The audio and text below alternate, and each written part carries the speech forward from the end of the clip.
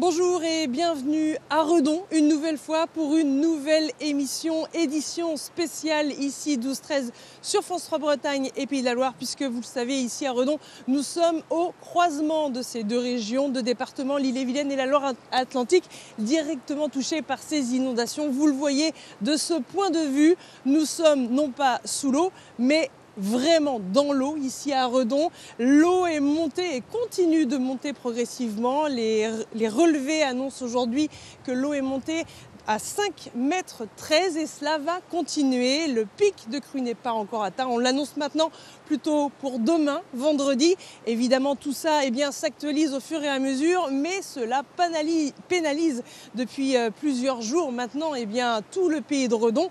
On le voit avec les riverains qui sont les pieds dans l'eau, mais également les commerçants. On va en parler puisque nos deux premiers invités sont directement concernés, habitants dans le pays de Redon et commerçants. Bonjour à tous les deux, Julie et Fabien. Bonjour. Vous avez, vous, deux restaurants, un à Rieux, pas très loin d'ici, et un autre dans le centre de Redon. Alors déjà, comment ça va? Est-ce que vous avez les pieds dans l'eau? Malheureusement, on se retrouve avec deux établissements les pieds dans l'eau. Celui de Rieux, qui est en aval de Redon, au bord de la Vilaine également, a plutôt une vocation estivale. On en sort tout juste, on est passé à 10h ce matin. Il a un peu plus de 40 cm d'eau qui est encore bien présente, elle n'est pas du tout prévue pour partir. Et on en a un second qui est plutôt en mode hivernal à Redon, la Comtoise. Et il y aurait 5 cm de marge avant de faire le grand bain.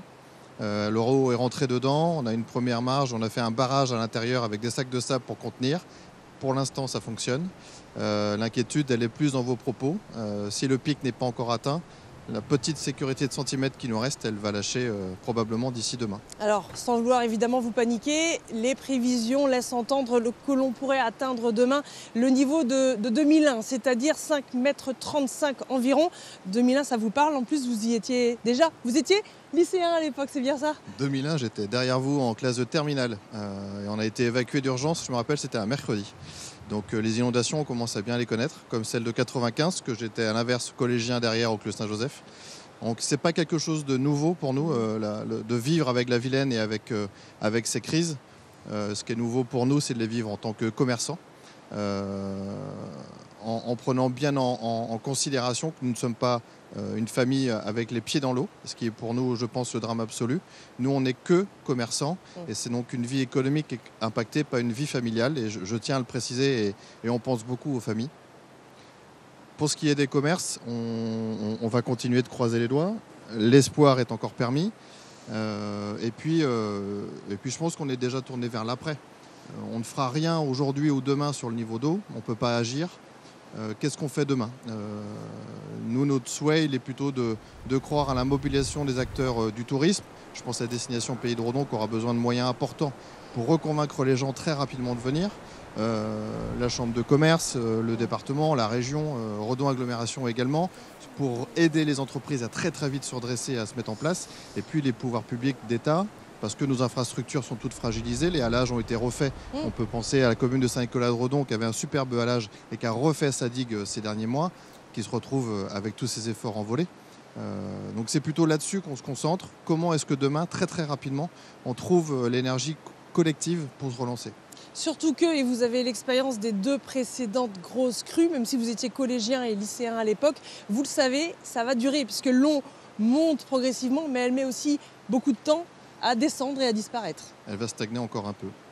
Mais c'est pas ça notre fatalité. C'est de vraiment trouver et de recevoir l'énergie collective pour repartir de l'avant. C'est ça la priorité. Alors vous parlez d'énergie et puis à l'instant effectivement de ceux qui ont vraiment les pieds dans l'eau et de ses habitants concernés. La ville de Redon a fait un point ce matin. Il n'y a pas eu d'évacuation dans la nuit. En revanche, une trentaine, 27 de mémoire, personnes ont été hébergées dans ce CHU, ce centre d'hébergement d'urgence où nous étions d'ailleurs hier dans le gymnase Lucien Poulard. Nous avons d'ailleurs cette nuit une de nos équipes qui a rencontré des personnes directement concernées et vraiment touchées.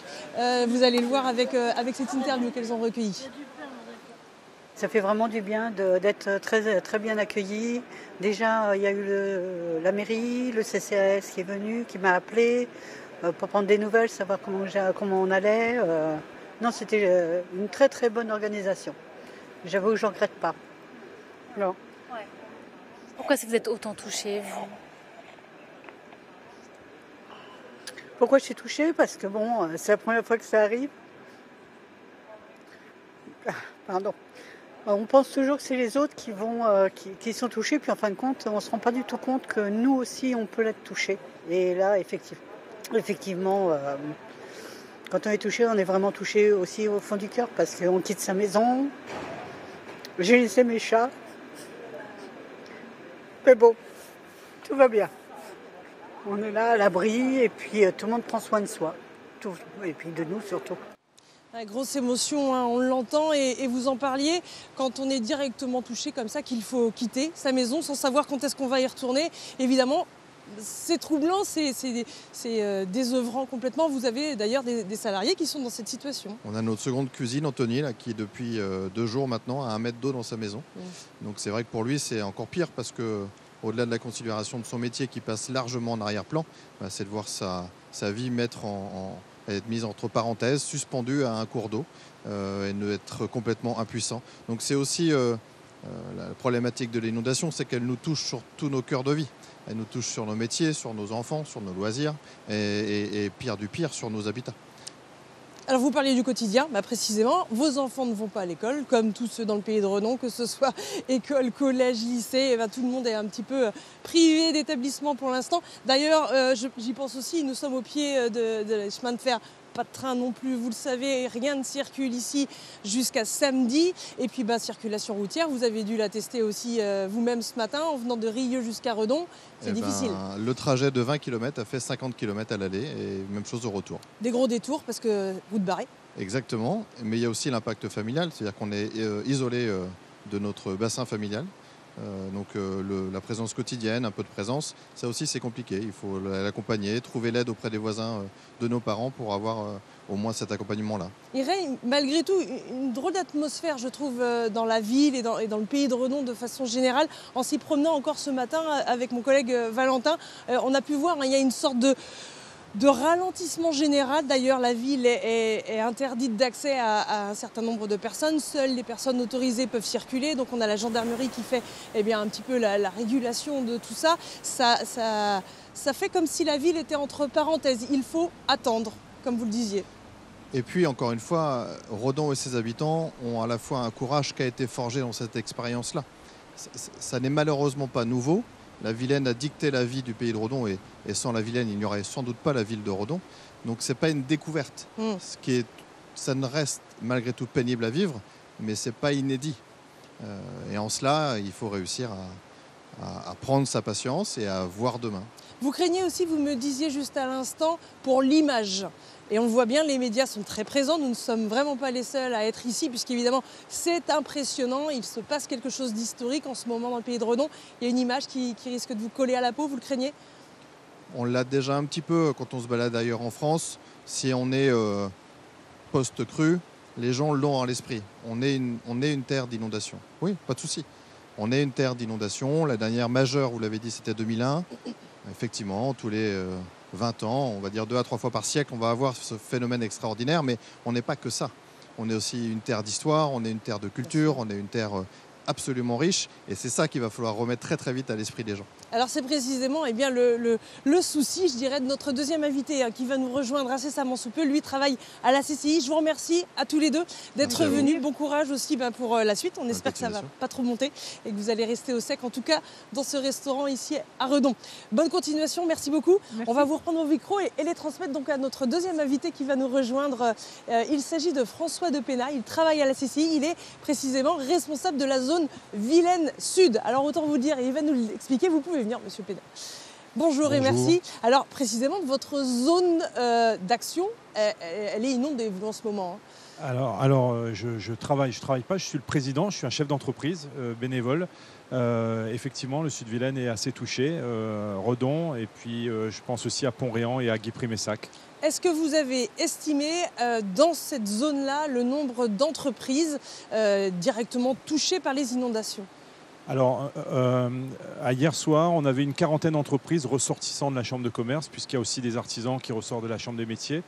Mais ça ne comprenait pas Redon. On est en train ce matin de contacter les chefs d'entreprise et de faire le décompte à Redon. On était présent depuis 11 heures dans une cellule de crise à la préfecture et donc on attend une mise à jour un peu. Mais effectivement, avec Redon, le chiffre va augmenter significativement. Et puis quand on parle de sinistrés, je dirais qu'il y a plusieurs catégories de sinistrés. Il y a évidemment ceux qui ont des magasins, des structures directement touchées. Et puis indirectement, il y a tous ceux qui ont soit des salariés, soit des clients qui ne peuvent pas se déplacer.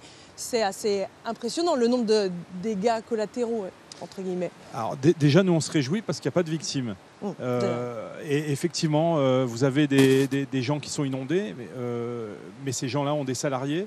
Vous avez aussi des gens qui ne peuvent pas aller au boulot, qui ne sont pas inondés mais qui sont impactés par des baisses d'activité, de chiffre d'affaires, des problèmes de flux logistiques. Donc effectivement, oui, c'est une réaction en chaîne et qui va coûter cher au territoire. Mais les chefs d'entreprise sont résilients et volontaires. Et ont bien conscience de la situation, puisque rien qu'à l'image du nom des rues, on sait qu'on est dans une zone qui est régulièrement inondée, notamment la rue des Douves, l'a bien nommée. On sait qu'on est dans des zones inondables et donc ça arrive régulièrement. Cette résilience, elle est liée à ça. Finalement, les entreprises se sont installées en prenant ce risque ? Alors, je ne sais pas parce que la dernière crue, c'était 2001. Les années ont passé, les commerces changent de propriétaire. Mais effectivement, il y a quand même une mémoire. On voit bien que les gens ont eu les bons réflexes et se sont bien comportés. Mais après, on a aussi, par exemple, à Pont-Réan, moi je pense à des créateurs qu'on a accompagnés, nous, depuis 1 an à la Chambre de commerce. On leur a fait leur business plan, on les a accompagnés. Pour 2 d'entre eux, je pense notamment à Pont-Réan, qui ont ouvert la semaine dernière et qui sont sous l'eau. Et pour les autres qui ouvraient la semaine prochaine. Donc eux, je ne sais pas s'ils avaient conscience, c'était le projet de leur vie de s'installer. Et on va, nous, mettre toute notre énergie pour leur ouvrir tous nos réseaux et pour qu'ils puissent rebondir de façon pérenne. Alors précisément, c'est là qu'on peut rentrer dans la deuxième partie de cette interview sur comment vous, CCI, finalement, vous pouvez déjà renseigner, rassurer les restaurateurs. J'en ai encore eu pas mal ce matin par téléphone qui ne peuvent pas venir dans leur boutique à cause des routes, justement. On leur a envoyé des photos pour les rassurer en leur montrant plus ou moins le niveau qu'il pouvait y avoir. Ils sont paniqués, ils ne savent pas vers qui s'orienter. Aujourd'hui, que faire ? Alors, d'abord, il faut être patient, il faut attendre que l'eau redescende, malheureusement, et ça, ce temps-là, il faudra le passer. Et ensuite, il faut impérativement, alors, ils peuvent appeler la CCI, ça c'est le bon réflexe. On est conventionné, nous, avec la Fédération des assureurs, et on est déjà en train d'actionner, en partenariat avec le MEDEF, de mettre sur pied une sorte de guichet unique pour que faciliter, fluidifier les dossiers ensuite. Donc la première chose à faire, c'est de déclarer le sinistre à la mairie, de le déclarer à son assurance, et puis quand l'eau aura baissé, de faire un état précis des lieux, de conserver les objets, le matériel abîmé, de prendre des photos, s'il y a des salariés, de voir son comptable pour démarrer une procédure de chômage partiel.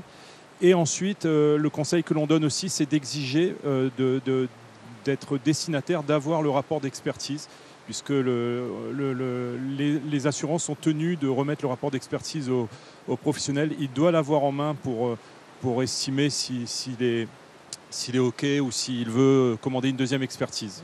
Donc garder un maximum de traces, on le comprend bien. Là où on aurait envie de nettoyer, peut-être même de se débarrasser de mauvais souvenirs, non, il ne faut surtout pas faire ça. Alors, il faut redémarrer son activité, bien entendu, mais il faut faire des photos, des vidéos et garder effectivement un maximum de choses. On parlait aussi des aides que vous allez tenter de mettre en place. Vous parliez notamment de ces 2 exemples, de ces restaurants qui devaient soit ouvrir prochainement ou soit qui venaient d'ouvrir. Quelle aide solliciter concrètement ? Est-ce que des subventions peuvent être espérées ? Alors, pour parler de ces établissements qui ouvrent, alors certains ont bénéficié d'un pass commerce qui est un financement de la région Bretagne. Alors, c'est à moitié la région Bretagne et la communauté de communes qui le délivrent. C'est la Chambre de commerce qui instruit les dossiers pour ces collectivités. Ces gens-là l'avaient touché. Ces subventions, elles sont parties avec la Vilaine, elles sont parties à l'eau. Donc on va essayer de rediscuter avec ces collectivités pour voir si on peut remettre des dispositifs en place pour pouvoir les accompagner. On parle aussi évidemment beaucoup des assurances qui envoient de toutes les couleurs, évidemment depuis ces derniers mois, ces dernières années, presque de plus en plus. La discussion risque d'être compliquée aussi, puisque certains vont avoir peut-être du mal à expliquer et à tenter de se faire rembourser.